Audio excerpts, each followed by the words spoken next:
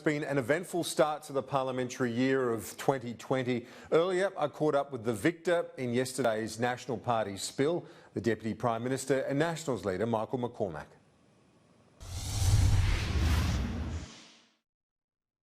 Deputy Prime Minister, thanks very much for your time and congratulations. Thank you, Kieran. On the win.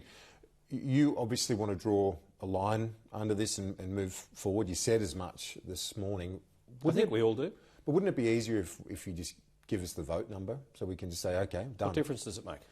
Well, doesn't it make a difference the National if you Party won never by released... just more than a half or two-thirds? You've got a more the National Party thumping win. By convention, we're 100 years old this year. We've never released the votes of a ballot, and that's the case. Damien Drum said that before the ballot was even taken, before the result was even known, and then, of course, expressed that to the media when he announced the result. And so, given that, I'm happy to know that the party has re-endorsed me, reaffirmed me as the leader. And Barnaby has said he's colloquially putting his cue in the rack. That's good. And we need to draw a line. We need for people to understand that we are sent here to do the job for them.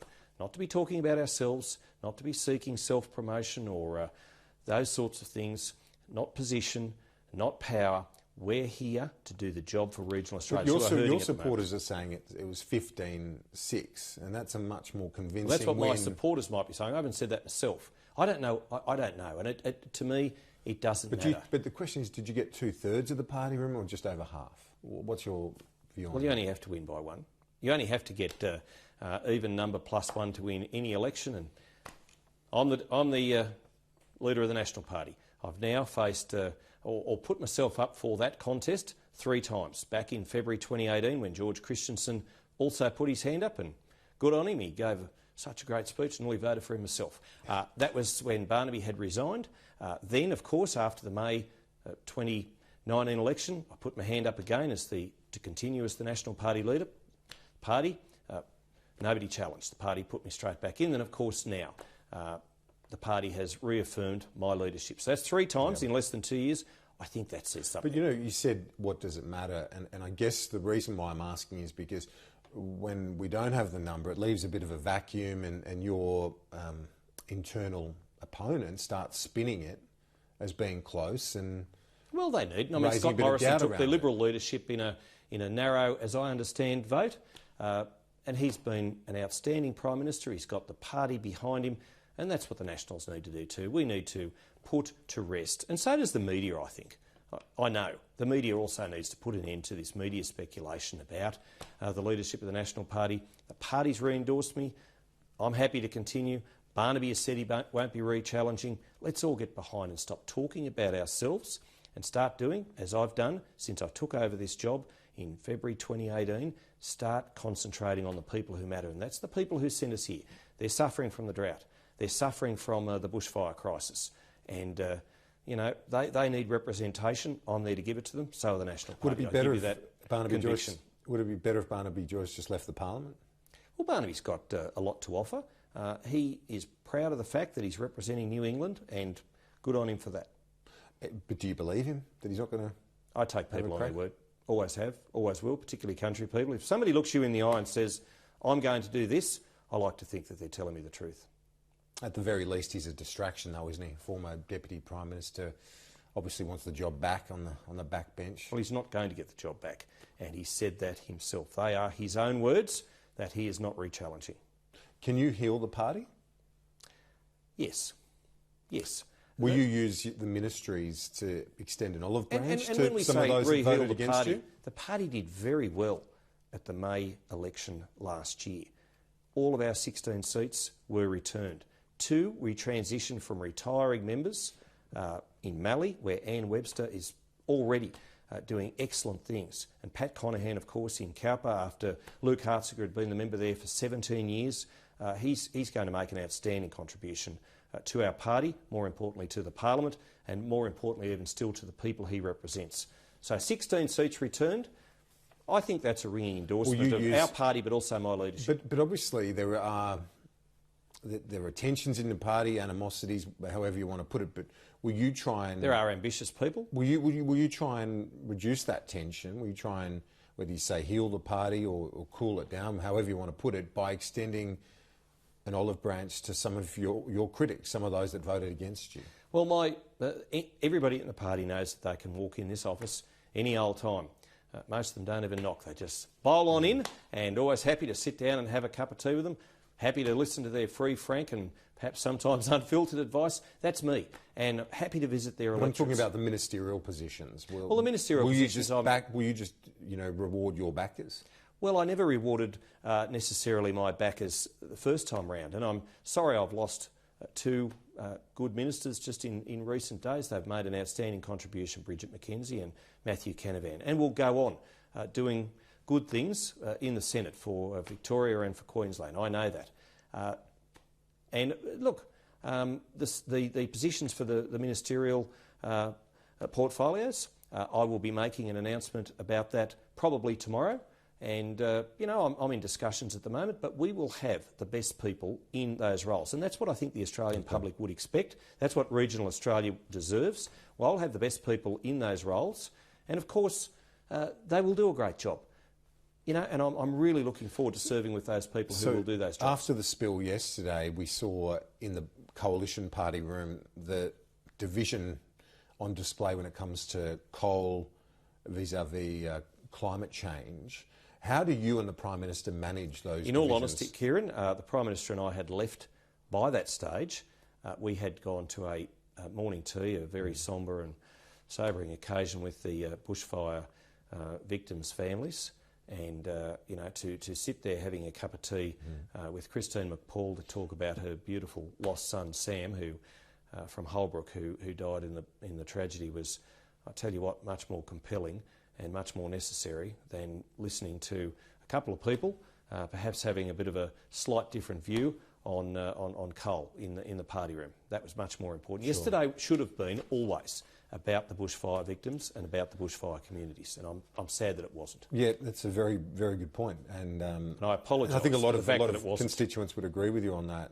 That is a much more important. Because people need to know that when we come here, we're doing the job that they expect us to do. Sure. And yesterday should have been all about bushfires. But just to talk about that division, because you said it's a few people, but it actually is right down the middle of the coalition.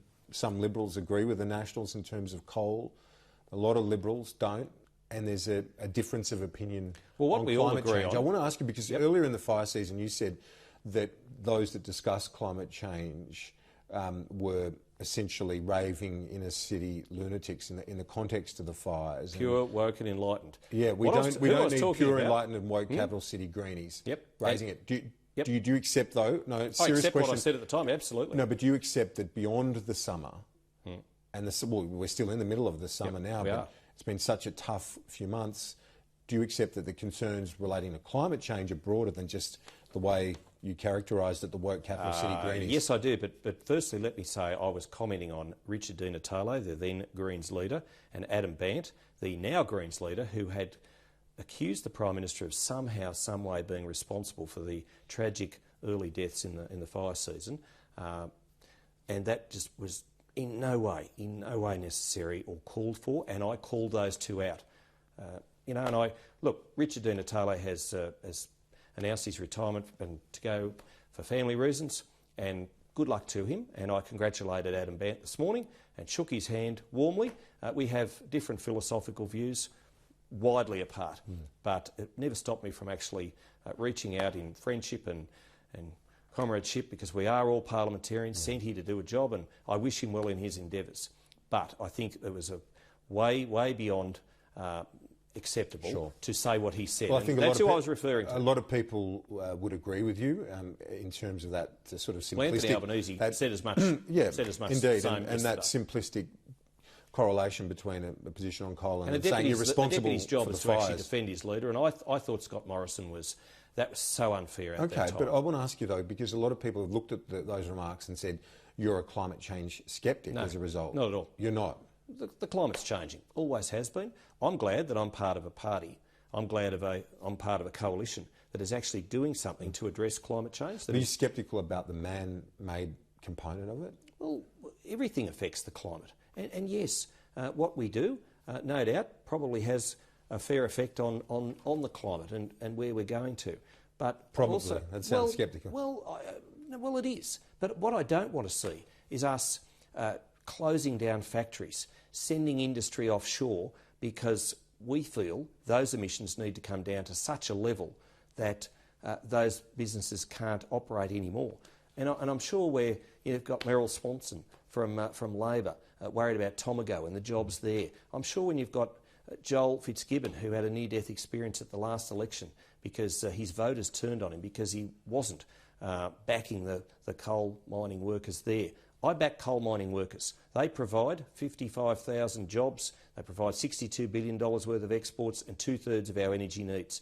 And I put it to any one of those people who were out protesting yesterday about the bushfires, about climate change. They probably weren't too many of them in an RFS or a CFA or a Queensland Fire Service uniform this summer putting out bushfires. They're all happy to come here and protest and clamour for a little bit of media attention when there's a camera there. But, how many of them were in soup kitchens handing out to hard-working volunteers who were out there on the fire front this summer? So you accept that the climate's changing, but you're not convinced... And man's probably got something to do with it. Probably. Yeah. Well, that is... Yeah, okay. The things so that you're we a sceptic do, on that element? Well, the things that we do have an influence on it. Yes, they do. How much... that's for scientists to determine. But I'm also pleased I'm part of a coalition that is not only meeting but beating the international targets that we set. But we don't want to go down the Labor and the Greens way and send all our industry and all our farming endeavours offshore and close them down just to reach a target which is not going to have one diddly squat difference to overall global emissions. Let me ask you a couple of others. Bridget McKenzie, was she hard done by? I felt sorry for Bridget. She really did a good job with making sure that she got out and about and the delivery on the sports program. And Labor seats actually benefited 8% more than they otherwise would have had the recommendations of Sports Australia been followed through. Every one of those projects, hundreds of projects, were eligible for funding. Bridget made the decision because she hadn't declared that interest in the Wangaratta Clay Target Club. Unfortunate, she had later on made the declaration for the Australian Clay Target Association, the overarching organisation.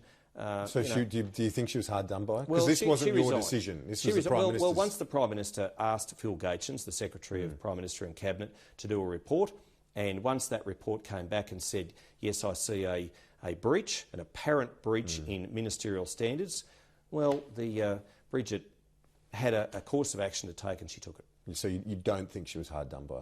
Well, I look forward to Bridget working hard for regional Victoria in her Senate role and coming back later on down the track. And other ministers have done that. They've seen that they made an error. They see that in her case, as she admitted, a little bit sloppy. She missed out on just signing off that membership. Had she done so, everything would have been okay. You met with the Prime Minister and Josh Frydenberg, we know at the Lodge. Did you discuss with them the prospect that her going would give an opportunity to Barnaby Joyce?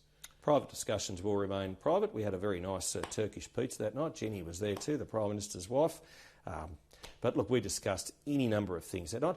The fact that I went to the Lodge was nothing unusual. I know there was a lot made of it, and there was TV footage of us being whisked in the ceremonial doors there in the dark of night. No, we went there in broad daylight. We went there together. Scott and I get on very well. Josh Frydenberg and I entered Parliament in the same year, 2010. But you knew that this chaos would open up an opportunity for... Well, we had discussions Barnaby about all Joyce. sorts of things. No, I didn't. And Barnaby said he wasn't going to actually challenge right up until I was actually driving... You raised it in the discussion. We had discussions about all sorts of things. And yes, Bridget going is unfortunate. But the Prime Minister, having set that process in motion the right way, the appropriate way and the apt way to do it, there was always going to be an outcome. Bridget accepted the decision and she made the decision to resign her commission. But she did a very good job as the first female Agriculture Minister, and I commend her for that. I'm looking forward to serving with David Littleproud. He and I get on very well too. And I know he's done an outstanding job this summer, a summer of disasters. And as you quite correctly point out, summer's not over yet. Indeed. And just finally, would you like to see the rules changed in the party? I know it's not the tradition of the Nats to do these sorts of spills. Yes, I would, but that's for others. Many years. What it'll put an end to... Will you change that? Yes, I think it needs to be. And it was raised last year. I know it's going to be raised again. It's already been flagged. And I think what it'll put an end to is the media having that opportunity to sometimes stir up the hornet's nest when the hornet's nest isn't necessarily needing to be stirred up at all. Okay, maybe with a bit of help from the Hornets as well. But anyway, we'll wrap it up there. Thanks so much. And thanks, Kieran. Congratulations again on your win yesterday, holding on to the job. Happy to chat anytime. Thank you. Thanks, mate.